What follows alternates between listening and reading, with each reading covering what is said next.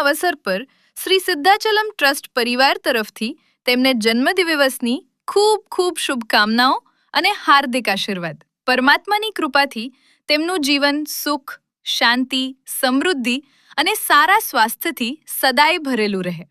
કિરણ, તમને જન્મદિવસની ખૂબ ખૂબ શુભકામનાઓ. જો આ વિડીયો તમને પસંદ આવ્યો હોય તો જરૂરથી લાઈક કરો, શેર કરો અને તમારા પરિવારજનો તથા મિત્રો સુધી પહોંચાડો.